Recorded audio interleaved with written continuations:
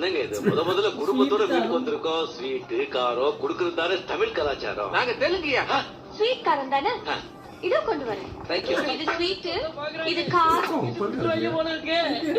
இது கும்பி பாகம்பா. எடுத்துக்கங்க. வேணாம்பா. தமிழ் செல்வி கையால விஷயத்தை கொடுத்தா கூட சாப்பிடுவேன். ஐயோ ஐயோ, இதெல்லாம் கனெக்ஷன் கொடுத்தா பேங்க்ல ரெட் லைட் எரியுமே. வேணாம்பா. சொந்த போட்டுக்காரே.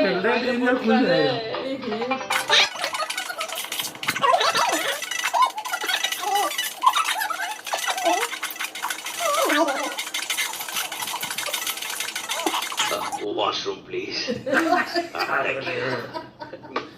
எங்க போற சிவாஜி? அப்போ